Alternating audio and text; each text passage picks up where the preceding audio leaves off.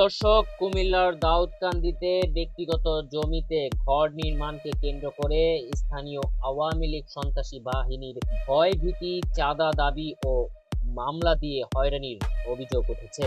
৫ লাখ টাকা চাঁদা না দিলে নির্মাণ কাজ বন্ধ করে দেওয়ার হুমকি দিয়েছেন।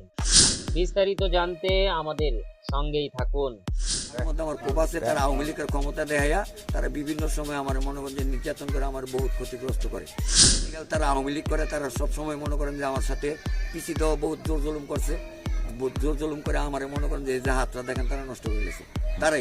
তারাই আমার এই পরিস্থিতি করছে। কুমিল্লার দাউদকান্দির বাসিন্দা ৬৫ বছর বয়সের লিয়াকত আলী তার পৈতৃক জমিতে পাকা ঘর নির্মাণ কাজ শুরু করলে বাধা দেয় স্থানীয় ইদ্রিস বাহিনীর সমর্থক এবং আওয়ামী লীগ সন্ত্রাসী বাহিনীর এক দল।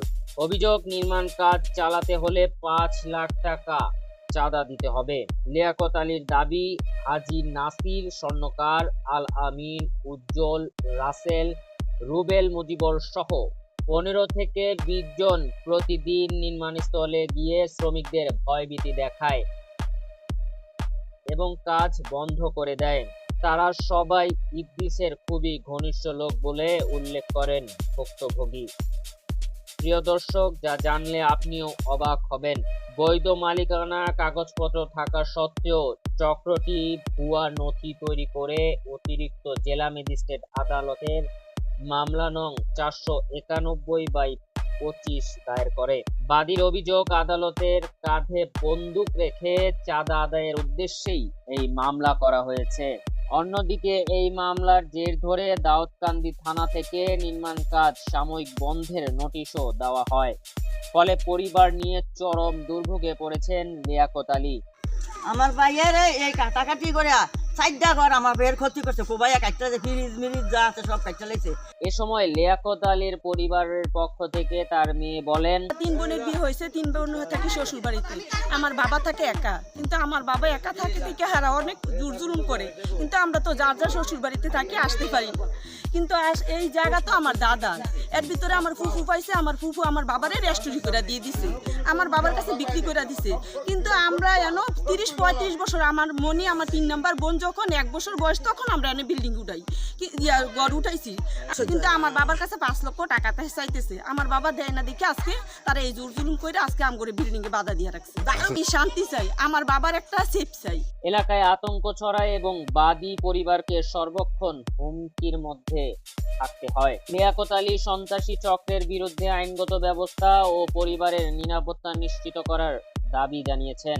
আরেকটি নাম উঠে এসেছে, স্থানীয় আওয়ামী লীগ কর্মী আল আমিনকে কেন্দ্র করে গড়ে ওঠে এক প্রভাবশালী গ্রুপের ধারাবাহিকতার তাণ্ডবের শিকার হয়েছেন এই ৬৫ বছরের লিয়াকত আলী।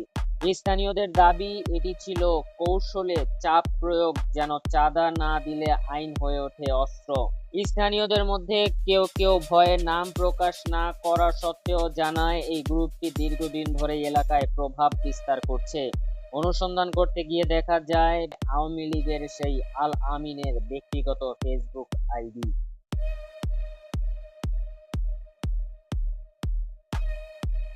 প্রিয় দর্শক, দাউদকান্দির সাধারণ মানুষের প্রশ্ন আজ একটাই, এই এলাকার এই তাণ্ডব থামবে কবে? আর কত লিয়াকত আলীকে ভুগতে হবে? প্রশ্ন এলাকার মানুষের। সাথে আওয়ামী লীগ করতো, রকিব ভাই হলো তাদের নেতা, শ্রমিক লীগের নেতা। এখন চাই আমি তারা যে আমার উপরে জুলুম অত্যাচার করতেছে, জুলুম অত্যাচারের বিচার চাই। আমার ছেলে বাবা তুমি রাস্তাঘাটে যাই না, আমি গরু থাকি, আমি গর্দাতে ভাঙছি দেখুন না, তারা কোবাইছে আমার ভাইয়ের ঘরে সব ফুরমুস করছে। প্রত্যেক সম্পত্তি প্লাস আমি আমার বিএসএ যারা মালিক হয়েছে, আমার বাবার প্রত্যেক সম্পত্তিটার ওনার থেকে আমি আমার ওয়ারিসের থেকে আমি ৫ শতক সম্পত্তি এখানে ক্রয় করে লইছি। এখানে ৫ শতক আর পশ্চিম দিকে হলো ৩ শতক, এই ৮ শতক ঘরের ভিতরে আছে, আমি ৮ শতক কিনা এই ক্রয়কৃত সম্পত্তির মধ্যে আমি থাকি, কিন্তু আমার বাবার সম্পত্তির মধ্যেও আমি থাকি না। এখানে বিল্ডিং করবেন, হ্যাঁ কিছু লোক আছে তারা কিছু জায়জামেলার সৃষ্টি করতে চাইতে আছে, বলে আপনি তা করে কিছু টাকা পয়সা দিয়ে দিলে, হ্যাঁ আপনার তাগর থেকে একটা কাগজ লয়ে দেবো। তখন আমি ওনারা বললাম, কাগজ থেকে কিসের কাগজ আমার লয়ে দিবা, আমার জায়গার মধ্যে আমি বিল্ডিং করবো, তারা কাগজ দেবো কিসের? তো ওনার সাথে আমি রাগারাগি করে চলে আসছি। রাগারাগি করে চলে আসার পরে যারা নাকি টাকা চাইছে তারা গ্রুপিং ভাগে আইয়া বাড়িতে আমার সাথে উশৃঙ্খল ভাষা ব্যবহার এই ধরনের মনে করেন যে করতে করতে শেষ পর্যন্ত আমার এইখানে কাজের বাধা দিছে আমার কন্ট্রাক্টরে, তারপরে আমার হুমকি ধমকি দিছে। এই ধরনের বিভিন্ন ধরনের ঝামেলার সম্মুখীন হয়েছি। সম্মুখীন হওয়ার পরও আমার বাড়িতে ছেলে ফেলে নাই, আমি একা বাড়িতে থাকি, যার জন্য আমি কারোর সাথে উচিত কথারও জবাব দিতে পারি না। আমার জায়গা আমার সব কিছু দিয়া আমার বিরুদ্ধে তারা একটা থানা মিথ্যা অভিযোগ করছে। আমি থানায় যাই, আমার কাগজপত্র দেখানো হয়েছে, আমি দেখায় আসছি। দেখানোর পরেও তারা আমার বিভিন্ন ধরনের হুমকি ধমকি দেয়, আমার কাছে টাকা চায়, যার জন্য আমি থানায় একটা অভিযোগ করছি যে আমার কাছে তারা 5 লক্ষ টাকা চায়। আমি টাকা না দেওয়ার কারণে আমার জায়গা দিয়ে আমার বিরুদ্ধে 3টা মামলা তারা করছে।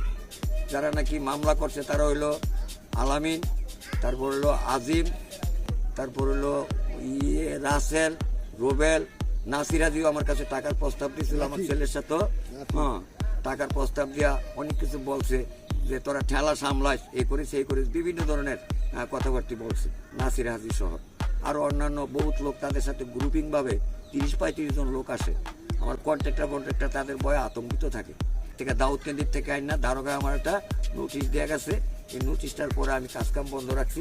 এই পরিস্থিতির মধ্যে আমি থাকা অবস্থায় আবার শুনলাম 3টা মামলা করছে আমার বিরুদ্ধে তারা থানায়। যে মামলাগুলো করছে তাদের কাছে কোনো কাগজপত্র নাই, তাদের কাছে কোনো ডকুমেন্টসই নেই, কিন্তু আমার ডকুমেন্টস দিয়ে আমার বিরুদ্ধে তারা এই 3টা মামলা করছে। এক হলো আলামিন, আজিম, রাসেল, উজ্জ্বল, তারপর হলো রোবেল, ওই যে নাসিরা দিয়ে প্রথম প্রস্তাব দিছে আমার ছেলের কাছে, তোমার একটা কাগজপত্র লইয়ে দিই তাগর থেকে, তুমি কিছু তাগর টেয়া পয়সা দিয়া দাও।